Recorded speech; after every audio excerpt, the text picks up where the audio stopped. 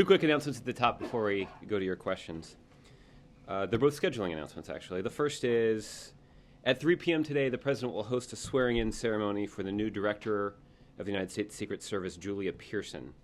That'll be in the Oval Office, and we've arranged for a pool to be there to witness it. So that should be pretty good. The second thing is about tomorrow. Tomorrow, the President will hold an event here at the White House where he will stand with mothers who want Congress to take action on common-sense measures to protect children from gun violence. The event will take place in the East Room, and in addition to the mothers on stage with the President, there will be law enforcement officials, victims of gun violence, and other stakeholders. So that'll be tomorrow. I don't know the exact time, but we'll have more on that on the guidance tonight. So yes, here in the East Room of the White House. Okay. With that, Julie, I'll let you get us started. Just a couple things on DOMA. Did the President get any update from the Solicitor General following the oral arguments today? And was there anyone from the White House who was there to witness the arguments like yesterday? It is my understanding that the President has been kept apprised of the arguments made at the Supreme Court on these issues, both through reading the coverage of you and your colleagues, but also based on briefings that he's gotten from his legal staff here at the White House. It's also my understanding that the White House officials who attended yesterday, or the White House officials also attended today. So that was Valerie Jarrett, Kathy Rumler, the counsel of the White House, and Kathleen Hartnett, who's an associate counsel here at the White House. There seemed to be, in sort of the initial reading of the justices' questions, a sense that they were also questioning the constitutionality of DOMA. Did the President, in the short period of time that's passed since those wrapped up, have any reaction to the proceedings today? I haven't heard from him about his reaction to the proceedings today. I know that I know that going into the proceedings that he had full confidence in his team at the Justice Department and others who were responsible for preparing the arguments, and had total confidence in the people who were prepared to walk in there and deliver them. But in terms of his reaction for how it played out, I didn't get one. Okay. We're seeing a little bit more from the President, at least publicly this week, on immigration reform, the interviews today, the event on Monday. Is there a reason why he feels like he needs to be kind of more forthright publicly this week as Congress works its way towards a possible deal? The reason that the President felt like it was important for him to be very public this week, as he has been in previous weeks, about immigration reform, is that it remains a top priority of his. This is something that he talked about quite extensively during the campaign, and something since the beginning of this year when he laid out his principles in a speech in Las Vegas in January, has made clear that this is an important priority, both in terms of the impact that reforming in a comprehensive way our broken immigration system, because of the impact it would have on our economy, but also because it's the President's view that we need to make sure that everybody's playing by the same set of rules. And by reforming our broken immigration system in a comprehensive way, we can accomplish those two goals. So the President is looking forward to the opportunity that he'll have to speak with the Univision and Telemundo correspondents this afternoon to talk about why that's such a priority for him. And I think what he'll also note, though, to be fair, is the progress that's being made by the bipartisan group of 8 senators who are working on this in the United States Senate. One of the sticking points right now is this wages for guest workers. Obviously, business and labor are split on this. Has the President done any outreach to labor, to Trumka, AFL-CIO on this? I don't have any specific calls to read out to you. As you know, the White House staff throughout this process of negotiations, of bipartisan negotiations that have been ongoing, has been engaged. And they have been engaged both to offer some technical assistance, but also to ensure, or at least to represent the administration point of view, to try to steer the proposal in the direction of the principles that the President has laid out. So we're pleased with the progress that the groups are making in terms of trying to hammer out an agreement here, and we're also heartened by the fact that Senator Schumer, at least, has said that he expects that a bill will be filed shortly after the Easter vacation. And if that's the case, we're certainly pleased with that progress and looking forward to taking a look at what they have agreed upon. Okay. Josh, what's Hey, the Steve. next step in trying to reach a grand bargain with Republicans over the deficit? Well, as you know, Steve, for some time now, the chief impediment to reaching a grand bargain has been the refusal of Republicans to ask the wealthiest and well-connected to pay even a dime more to help us deal with our deficit challenges.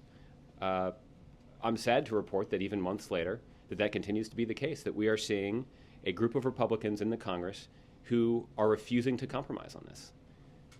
In fact, you even see some of them that are actually running around the country bragging about their intransigence on this. That's not in the best interest of the country. It's not in the best interest of our economy. The president's put forward his own plan, a genuine compromise, that reflects the balanced approach that the president supports. It would reduce our deficits based on the agreements that we've reached over the last 18 months or so. It would reduce our deficits by about $4.5 trillion over 10 years. And it would reach that deficit reduction by making smart cuts in government spending, by eliciting some savings from reforms to our entitlement programs, and by asking the wealthy and well-connected to pay a little bit more. So what happens now then? Well, I mean, we are at a place now where it's difficult for us to reach an agreement when you have a firm block of Republican senators who are refusing to compromise. It's even more disappointing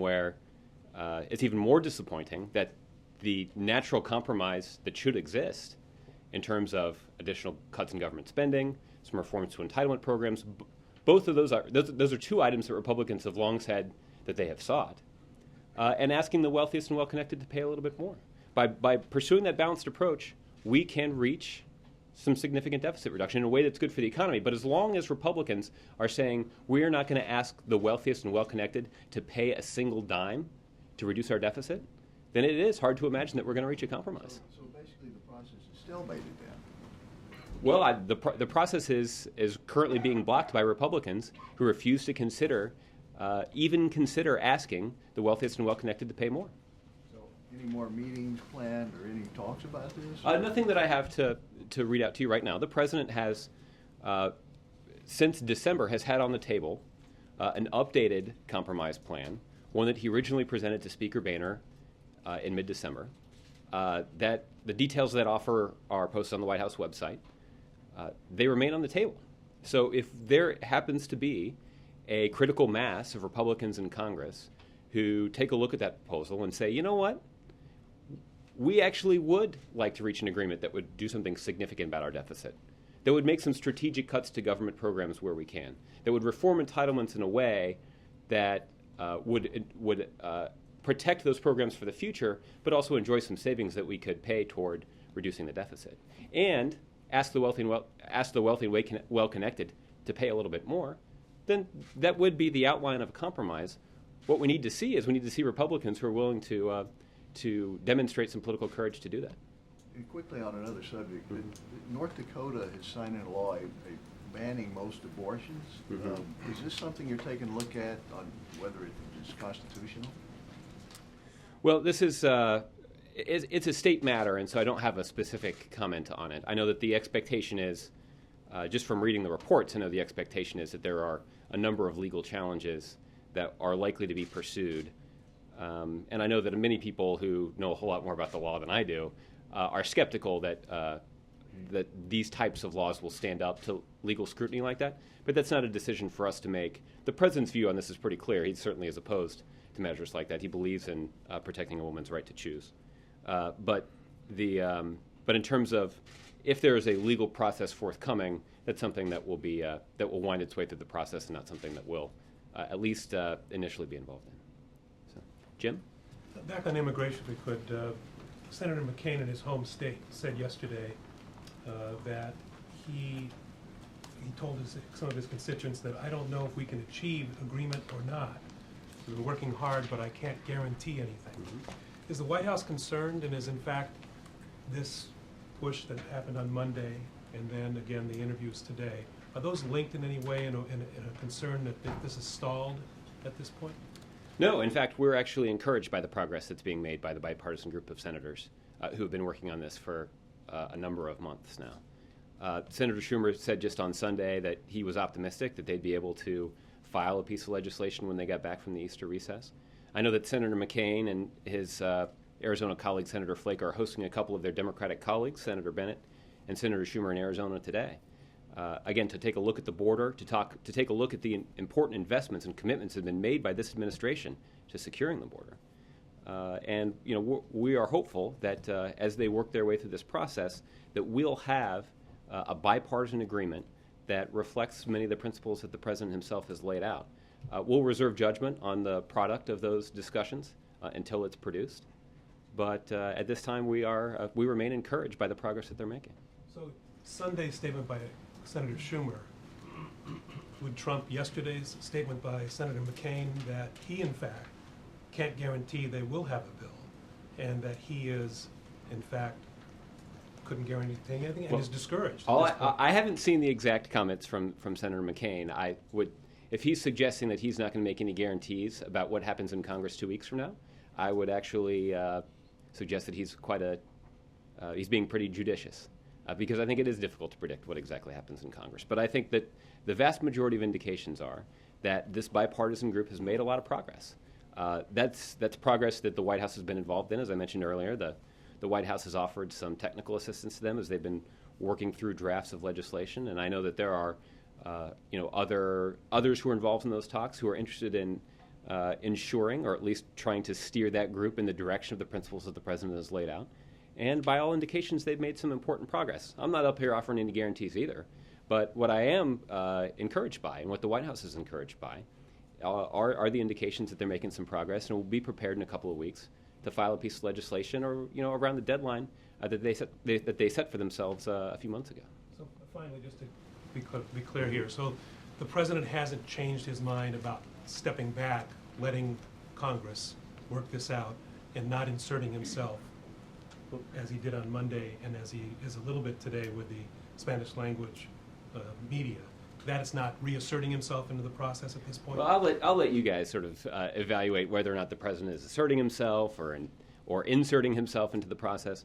The president has beliefs. The president campaigned on and won re-election on a platform of pursuing comprehensive immigration reform early in his second term. That is a promise that the president has followed through on. One of the important reasons that immigration reform is such a legislative priority for both sides is because of the public support that the president has marshaled on this issue. So it is natural that the president would be involved in the process of putting together a policy that would finally fix our broken immigration system. But in this case, we have allowed a bipartisan group of senators, at their request, to take the lead in the conversations about a bipartisan compromise in the United States Senate. Those are conversations that we've been involved with from the beginning, but we're pleased that we see this group of 8 senators, Democrats and Republicans, working together to try to put in place a policy that could pass through the Senate with bipartisan support, could pass through the House with bipartisan support, and would be the kind of legislation that the president could sign.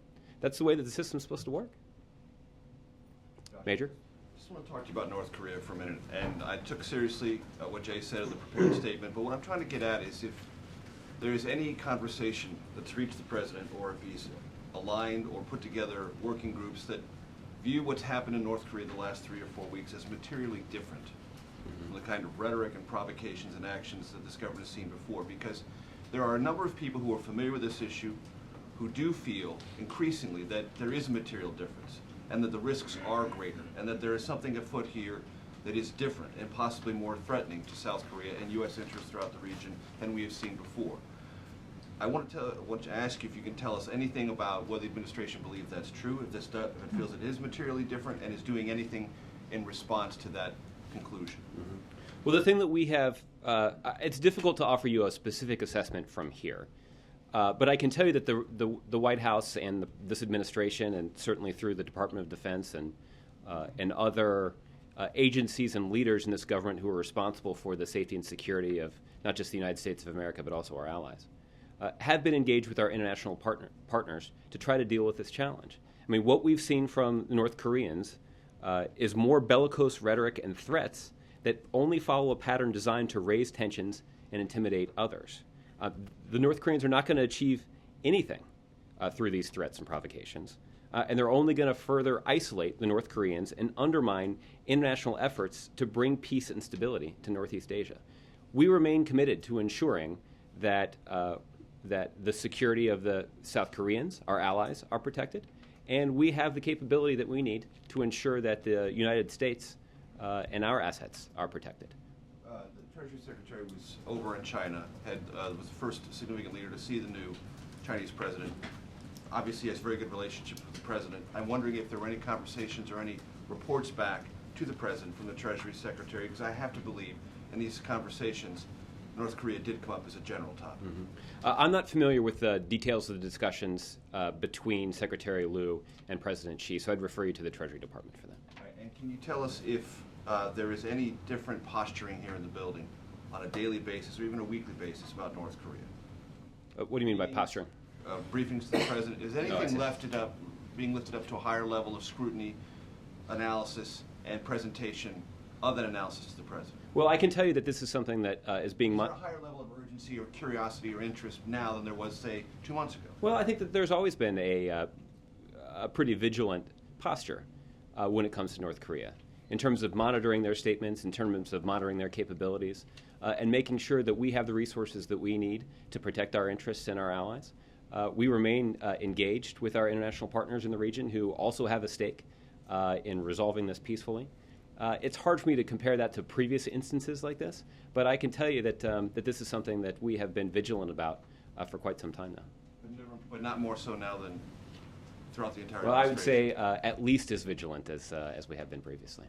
Okay, Ed? Josh, I want to ask all of Jim's questions over again, but just insert gun control, immigration reform. Will you guarantee that there's going to be a big gun control bill that'll pass through both chambers? I don't want to try to stand here and predict the future about what's going to happen in the Congress, but I can tell you that in the same way that we're encouraged by the progress that's been made in bipartisan fashion on immigration reform, we're encouraged by the bipartisan progress that's been made in the Senate. There are a number of measures that passed through the Senate Judiciary Committee last week, I believe it was, and we're going to continue to work with the Senate and with members in both parties, frankly, who are interested in working with the president to put in place measures that would reduce gun violence. As the president himself has said pretty articulately, that this is a complex problem, but we shouldn't let the complicated nature of it prevent us from taking action. And there are some meaningful, common sense things that we can do to reduce gun violence in our communities, at the same time respecting the rights provided by the Second Amendment of the Constitution. But today, I believe, is 100 days since the tragedy at Sandy Hook. And obviously the president, maybe one reason why he's having this event here at the White House tomorrow, obviously to mark that there's a National Day of Action tomorrow as well on this. But a lot of time, 100 days has passed since the tragedy. The nation's attention was focused. Obviously fiscal cliff and other things have come up. Is he getting more active now, worried that perhaps he's lost some momentum on this important issue? Well, I think I would slightly disagree with the premise of your question, because I think that the president has been engaged on this pretty quickly, and I think. But how many events has he had here at the White House on this? Well, in the East Room, pushing with moms. Sure, there have been more than 20 events, actually, more than 20 events and interviews and public appearances between the president and the vice president's activities, spread out over 100 days. That's more than one a week. So this is something that the president has been engaged on from the beginning.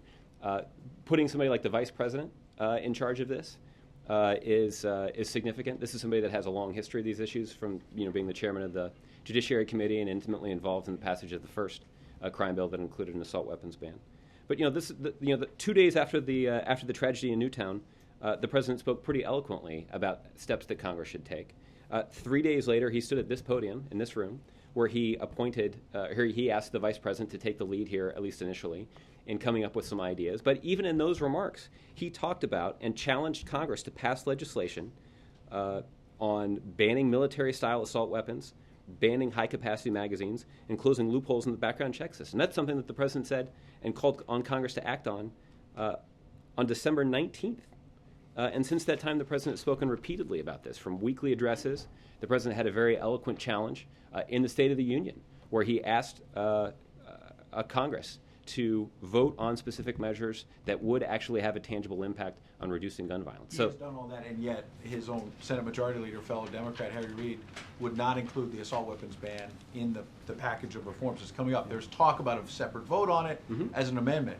But despite all of that talk, all of the speeches, all of the meetings, even the Senate Majority Leader is not guaranteeing that they're going to get I think because of all of the talk of the president and because of his aggressive advocacy of this issue, there will be a vote in the United States Senate on whether or not military-style assault weapons will be banned from the streets of this country.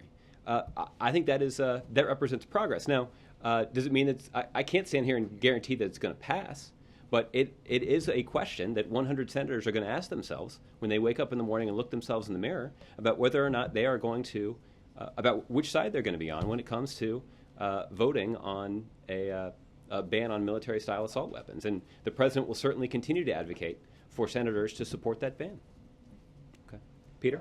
If I can, I want to ask you a question about what's happening at 3 p.m. today. The president is going to be there with Julia Pearson for the U.S. Secret Service director. First of all, was she the president's first choice to be Secret Service director? The president believes that she's the right person for the job, absolutely. So that means she was the first choice? Well, I'm not going to get into the process here. I don't know that there is even more than one candidate. I mean, Ms. Pearson, as you know, is a 30-year veteran of the United States Secret Service.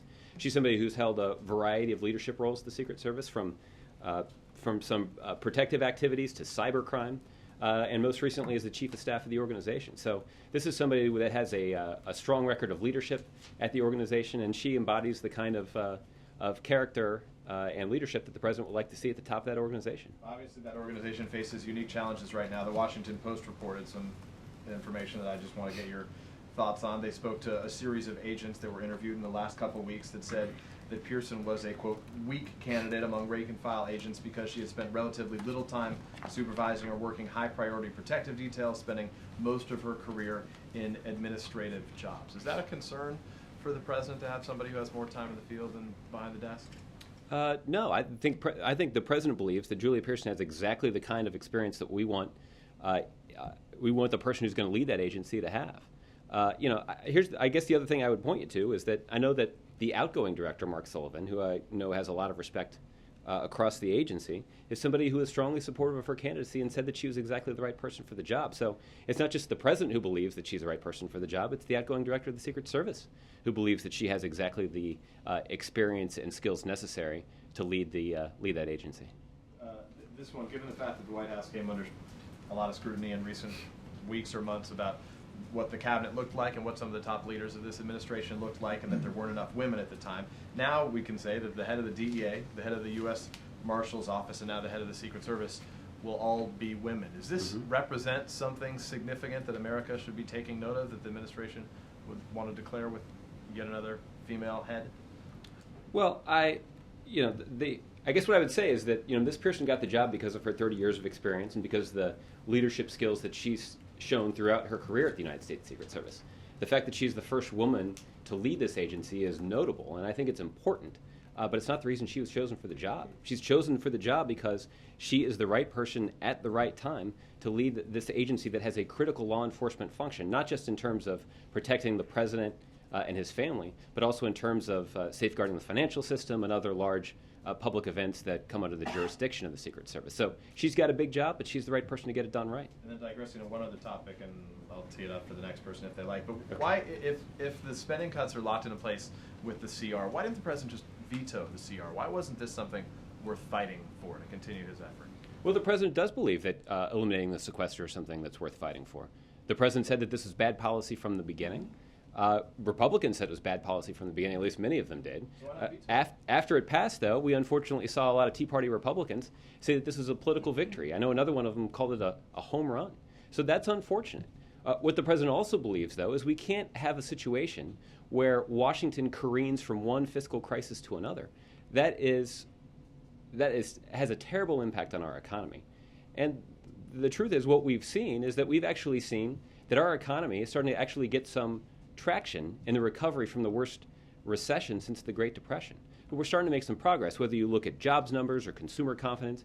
Even housing data recently came out to indicate that home values have increased as much as they have in any time in the last 8 years. So there's a lot of progress that's being made in terms of our economic recovery, and we can't careen from one fiscal crisis to another because that's only going to block that progress. What we actually need is we need comprehensive compromise economic policy making in this town that actually supports the recovery instead of inhibit it.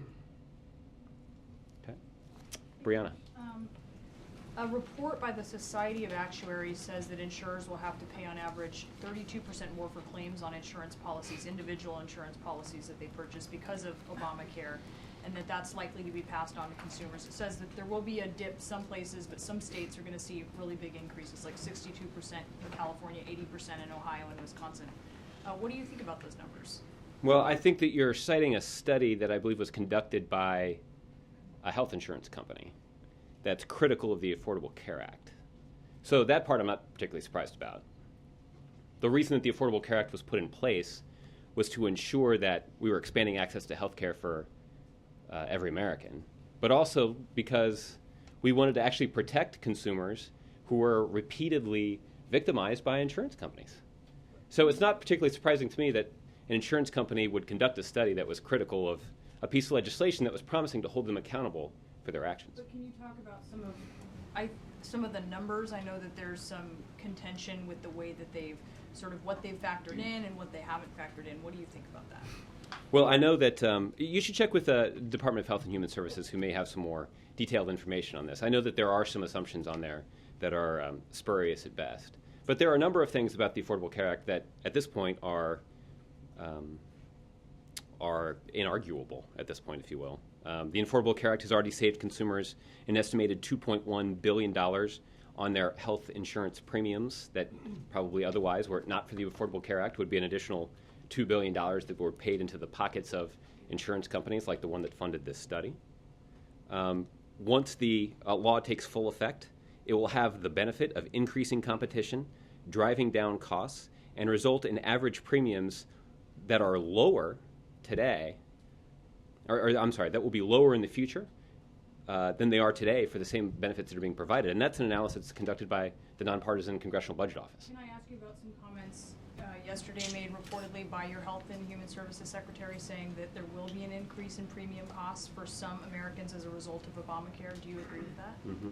I didn't see those comments. What I did see yesterday was actually a blog post from the chairman of the President's Council of Economic Advisors, who said that each year from 2009 to 2011, national health expenditure data shows the real rate of annual growth in overall health spending was between 3 and 3.1%, which is actually the lowest rate of growth since reporting began in 1960. Will there be increases for some people who are purchasing insurance? Well, do you concede that? Kathleen Sebelius reportedly has. What I would actually point you to is I would actually point to the results that we are already seeing from the Affordable Care Act, which is a savings of $2.1 billion, and the analysis from the CBO that actually says in the future we're going to see rates that are lower for higher benefits. Is she wrong? Because she's talking about people I paying more didn't see her for higher comment. benefits. I didn't see her comments. On the guest worker program, does the president think it's necessary for it to be in there, to have a viable, comprehensive immigration reform bill that can get bipartisan support? Well, this is something that a variety of parties who have interests in this are working on. And if it's included in line with the other principles that the president has laid out in terms of what should be included in comprehensive immigration reform, that's certainly something that we could support. But we're going to reserve judgment on what that looks like until it's actually produced. What's more important, coming to an agreement or bringing labor along and making sure that they're included? What the president wants to see is he wants to see a bipartisan agreement in line with the principles that the president has laid out. There is an opportunity for us to fix our broken immigration system in a way that will strengthen our economy and ensure that everybody's playing by the same set of rules. That is the priority, and that's what the president's looking for. How important is the labor sign-on? Well, I mean, we're in a place right now where we want to see a piece of legislation that's in the best interest of the economy and that reflects our nation's heritage as the nation of immigrants, but also a nation of laws. And we certainly want to build as much support for that as we possibly can, both from Democrats and Republicans, as well as from outside organizations that traditionally support Democrats and outside organizations that traditionally support Republicans. So, Ari. During the arguments over DOMA, the justices seem to have a lot of questions about why the president has decided to continue enforcing a law that he thinks is unconstitutional. The Chief Justice said, I don't see why he doesn't have the courage of his convictions and not enforce the law if he thinks it is unconstitutional. Can you explain that? Well, there is a responsibility that the administration has to enforce the laws that are on the books. And we'll do that even for laws that we disagree with, including the Defense of Marriage Act. The argument that we have made before the Supreme Court and the argument that we've made publicly, including in a letter that the Attorney General sent to the Speaker of the House a couple years ago, is the argument that Section 3 make sure I got that right. Section 3 of the Defense of Marriage Act is unconstitutional. That is a position, broadly speaking, that a lot of Republicans agree with. It's not unprecedented for an administration to take that position. That's the position that's being argued before the Supreme Court today. It's a position that has a lot of support from people in both parties. But we'll see what the outcome looks like from the Supreme Court. But President Obama has endorsed signing statements. He's issued signing statements saying, I believe this law or this part of the law to be unconstitutional, so I'm not going to enforce it. So as you say, we will enforce laws that we believe to be unconstitutional. He's also said he won't enforce some laws that he believes to be unconstitutional. Well, I'm not sure that that's exactly what the signing statements have said. But, look, in terms of what our legal posture is for these things, I'd refer you to the Department of Justice. They have done the legal analysis required to reach the conclusion that it is unconstitutional. They also are the ones that are responsible for enforcing these laws. So I'm not going to prejudge what the Department of Justice may have to say about this based on their own analysis. But what I can tell you is that the argument that the administration has put forward before the Supreme Court today is an indication that our lawyers have concluded that Section 3 of the Defense of Marriage Act is unconstitutional. Yes, Roger. On the fiscal 14 budget, do you guys have a date yet? What day of the week is this? Is it Wednesday? I'll see at least. I anticipate we'll get this question at least 2 more times before the end of the week. I don't have a specific date to allow you to mark anything on your calendar just yet, Roger, beyond the week of April 8th. But you will give us a date eventually. Eventually, we'll probably have to, unless we could spread out the budget rollout over the course of 5 full days, which I think everybody in here would be disappointed about, except Roger.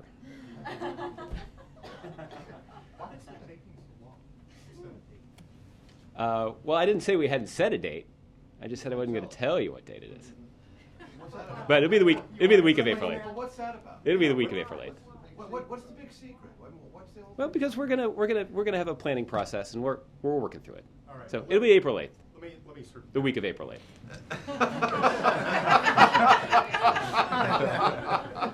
One more, Josh. When the president does send out the fiscal 14 budget, Yes, the week of April 8th. the week of April 8th, sometime next month, Sometime next month.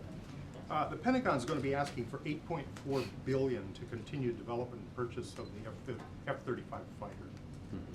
That's a project that's 7 years behind schedule and 70% over its initial cost estimates. Does the president support that project? Well, I don't want to, because the budget is going to be rolled out in just a couple of weeks, I don't want to get ahead of what may or may not be included in the budget. So those are the kinds of questions that are perfectly legitimate, and one that we'll be able in a position to answer after the budget has been rolled out, and we'll have a detailed answer for you at that point. He has supported in the past, right? I don't have previous year's budgets in front of me, so I don't know how to compare them to previous ones, but we can certainly have OMB take a look at that for you. Okay. Stephen? What kind of level of concern is there or engagement in the White House right now about the situation in Guantanamo Bay? The military says 31 inmates on hunger strike. Defense lawyers say that number is higher. Is the president concerned about this? Is there any dialogue with the military about this in the White House? Stephen, I can tell you that the White House and the president's team is closely monitoring the hunger strikers at Guantanamo Bay. For details about what's actually happening there, I would refer you to the Department of Defense.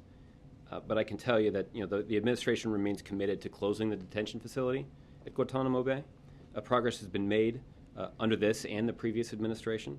But given the legislation that Congress has put in place, it's clear that it's going to take some time to fully close the facility. The other thing that I've seen from news reports is that there are representatives from the Red Cross that will be visiting the facility sometime this week. I don't know if it's today or tomorrow. That is part of a routine agreement that we have with the Red Cross where we give them full access so that they can take a look at what's happening at the prison there. Is there any sense that somewhat the situation there is the result of the fact that Congress has stopped funding to transfer people who've already been cleared for release? To be honest with you, I wouldn't want to judge about what these individuals may or may not be thinking or what may be motivating their actions there. So again, I'd refer you to the Department of Defense. They may have a better assessment there than I do. Okay. April. Josh, two questions. The Pearson appointment, what does that do for the service right now, especially after the Colombian prostitute scandal? How so? She's the first woman to be She appointed. is. Okay, thank you for agreeing. She's the first woman to be appointed. But I mean, there was a prostitute scandal with women, with men, and with prostitutes that are women in Colombia. So I mean, you asked me, so I'm breaking it down very basic for you. Okay, I appreciate that. Help me give me an answer.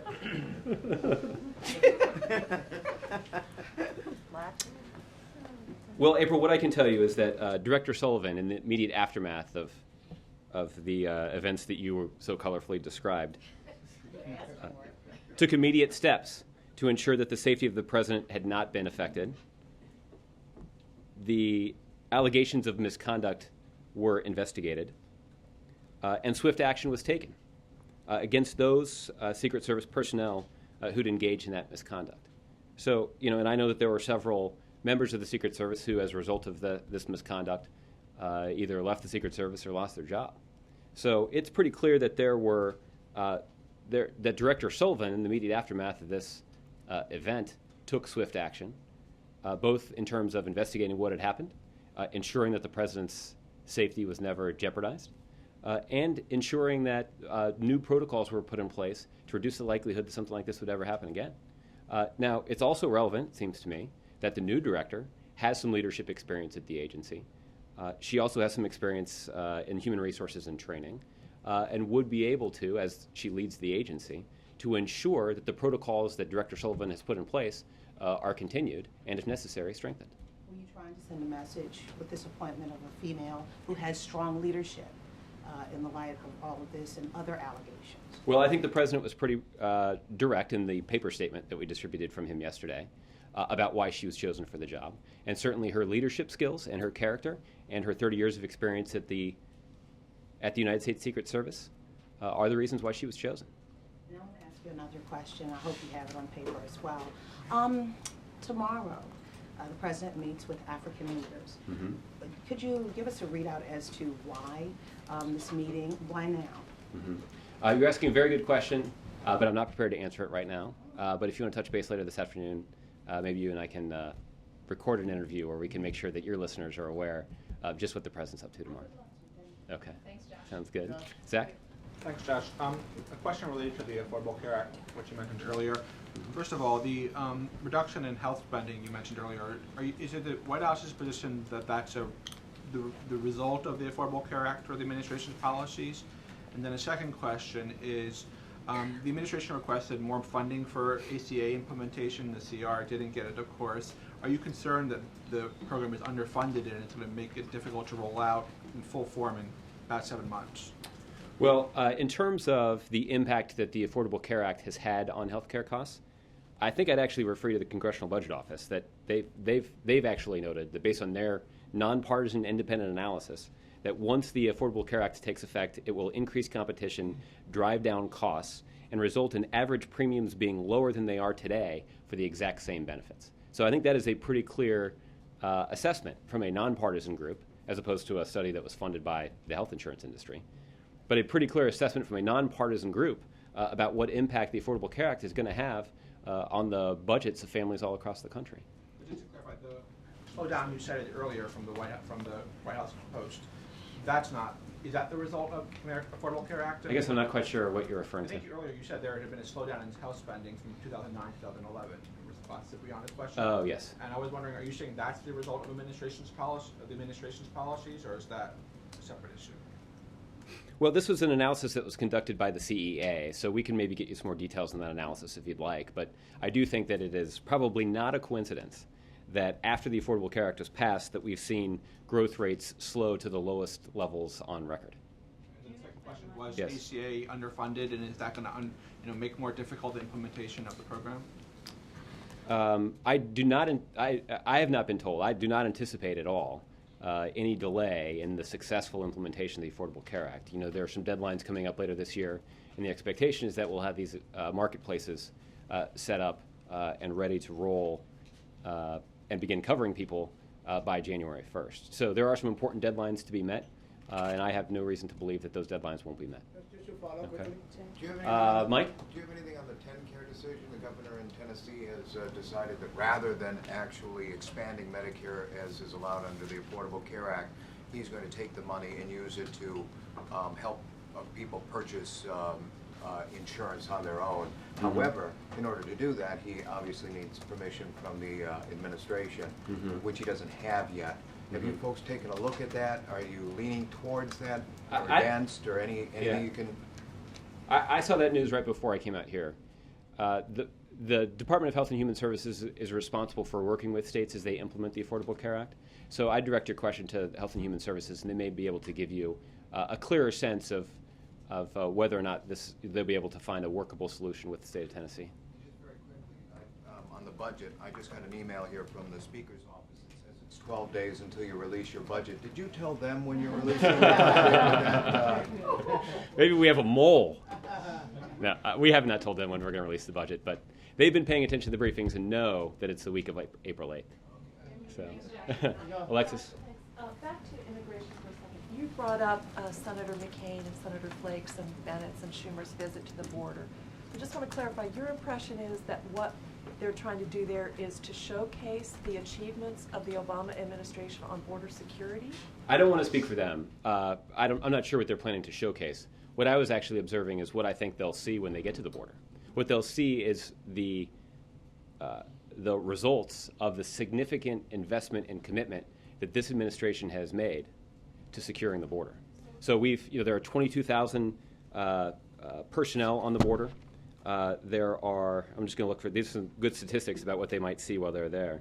There are some unprecedented investments in technology and infrastructure that have resulted in the construction of 651 miles of fencing, the deployment of mobile surveillance units, thermal imaging systems, and more than 125 aircraft, including 6 unmanned aircraft systems, patrolling the southwest border.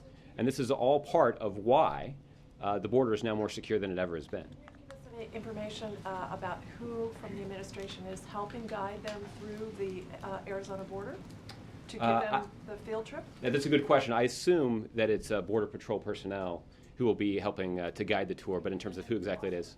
To follow up, because Senator McCain has indicated to the media how challenging the border is, in quotes, in interviews, and because also Senator Leahy has also described his concern about the time, the calendar as it's going along for his committee, I want to get back to the question, is there a time period in which the president will say, I want to jettison, I want to add some momentum to this, and I have a bill in my pocket, and I'm ready to put it out there? Well, I would point out that Senator McCain has many times expressed his view of the difficulty of trying to secure the border. At the same time, I think that even he has acknowledged in recent months the progress that's been made there in terms of the commitment of resources and the impact that's had on the border. I know that because of our efforts, that apprehensions continue to decrease and seizures actually are increasing. So that's a pretty good indication that the measures that we're taking along the border to secure it are having a tangible impact on the law enforcement efforts that are underway there right now. So that part of it is clear. In terms of what impact this has on the legislative process, it's our view that they're making progress, and we're pleased that they're making progress. The president's also been clear that if that progress stalls, we'll be prepared to act. And we'll be prepared to act in a way that will move the process along. But right now, there's not a need for that. Right now, we're in a place where members of the Senate, on both sides, Democrats and Republicans, are working constructively to try to find some common ground to put in place a policy that will finally fix our broken immigration system, and we're encouraged by that progress. So, Amy, I'm going to give you the last one. Can I ask Madam Antonoff? Amy, go ahead. There have been a string of senators who have come out in support of gay marriage this week, and I wonder if the president has sort of weighed in on that and if he feels somewhat responsible for kind of clearing the way for these people to come out. Well, so to speak, I guess. I got asked this question a couple of weeks ago after Senator Portman made his announcement about his changing view on this issue. I haven't talked to the president about any of the specific announcements that have been made by other senators in recent days on this issue, but I do think it's a testament to something I referred to a couple of weeks ago when asked about this, we're seeing a pretty significant change in this country, where an issue related to equality and fairness is getting more prominence. And I think it is a testament to the character of this country that we are moving in a direction where we will better fulfill some of the founding principles of the country in terms of treating everybody fairly and equally. And what's notable, I think, about this circumstance is it's happening really fast. We're seeing history change right before our eyes. That's a notable event. I think the president himself, when he talked about his own changing perspective on this issue, acknowledged the rapid nature of that change and how significant it was for the country. But in terms of response to specific changes, I haven't talked to him about that. So, thanks everybody.